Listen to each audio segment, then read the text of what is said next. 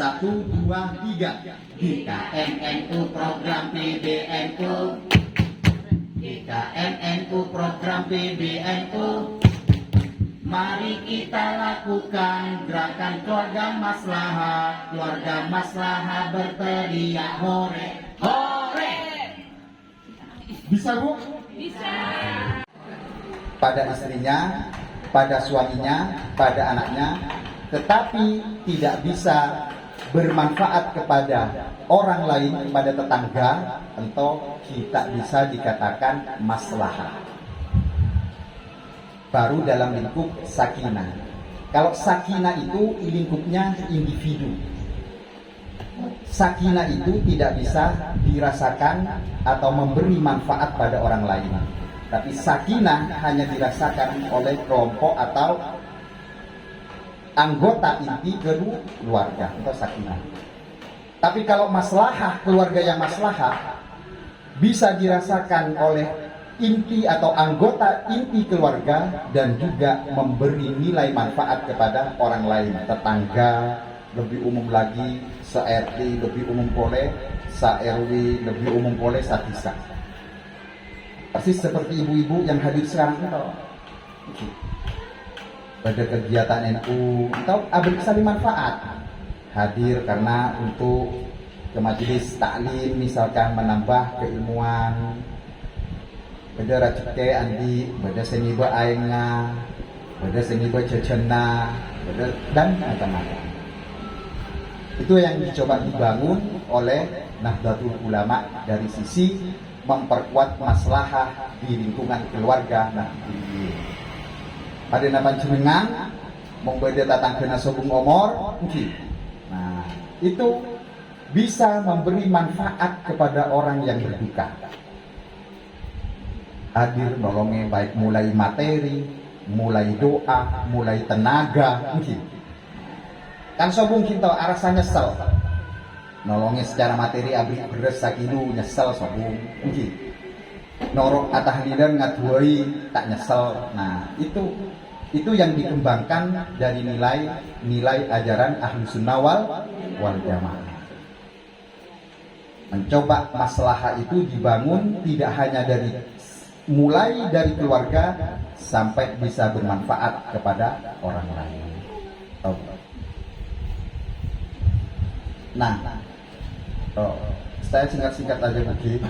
Membulai anu kapinto enggak gunung tebu bisa 2 jam lebih. Nah,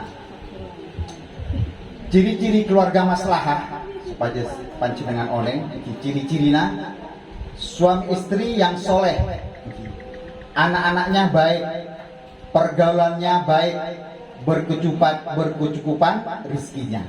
Itu konsep atau ciri dari keluarga yang maslahah.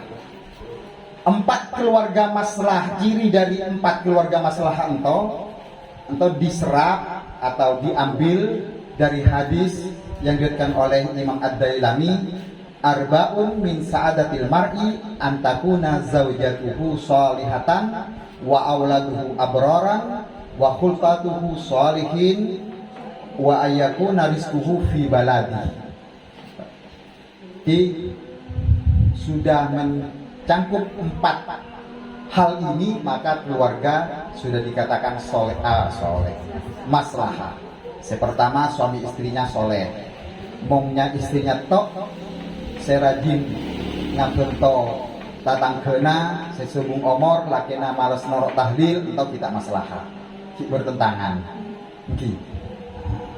Kemudian anak-anaknya abror, baik-baik, hubungan nakam makna baik, kapakna baik, kata gelena baik, kata tangkena baik, atau maslahah, bagian dari maslahah. Pergaulan yang baik, mungkin. Nah, keluarga yang maslahah itu akan dilihat dari dengan siapa ia berteman, dengan siapa ia bergaul. Membeda keluarga sakinah tapi agauna kalau bentukan judi atau hanya cukup sakinah di dalam keluarganya saja, tetapi tidak memberi kemaslahatan kepada orang lain. Beda pepatah, orang akan cakap orang ngajul minyak, norok, ro'umah. Mungkin. Terakhir itu tentang rezeki. Bahkan hadis itu Bu, wa iyakuna rizquhu fi baladi.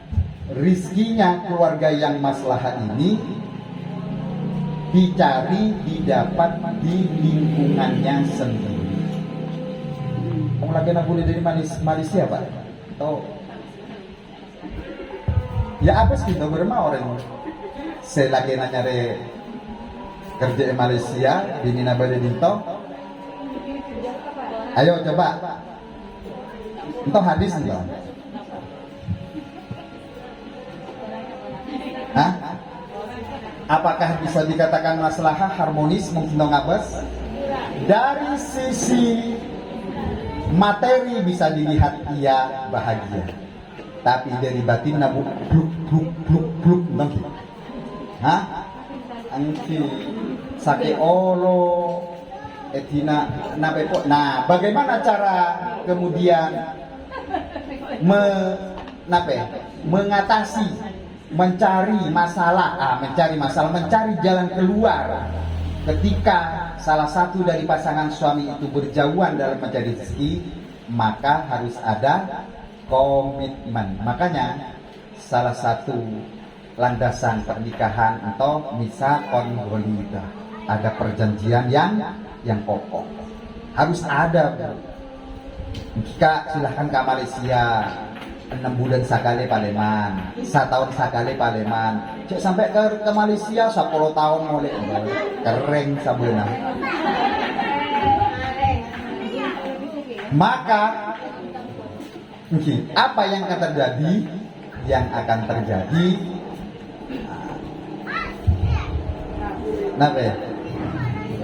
kantor di selatan alun-alun akan. Nah, dia survei membuktikan, bukan survei sudah gitu. Yang terjadi di pengadilan agama, khususnya di Bawean, tidak usah ke daratan, di Bawean, yang paling banyak perceraian itu adalah jenisnya cerai gugat, bukan cerai talak. Apa maksudnya cerai gugat? Cerai gugat itu sebanyak senyoon cerai itu dari istri. Ya, mau tak bertanya Pak Yater ke pengadilan agama. Coba lihat di sana. Yang banyak itu adalah gugat cerai, bukan gugat talak.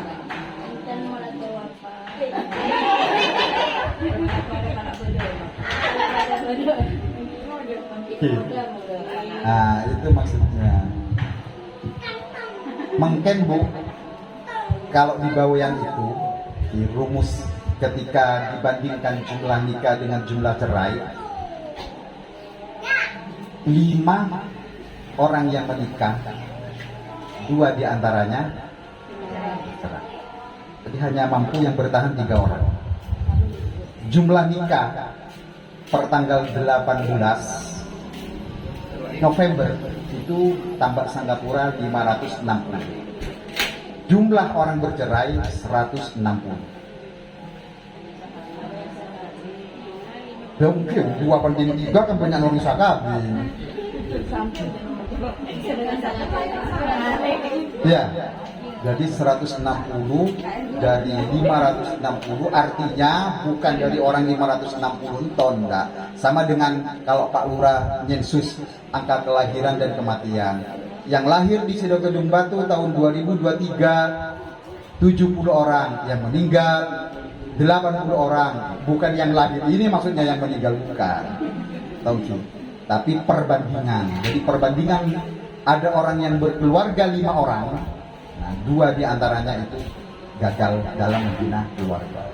Nah itu kan sakit jumlah namanya. Muka Gresik mana gitu, jumlah perceraian di Gresik bukan ratusan, 1680 per bulan November.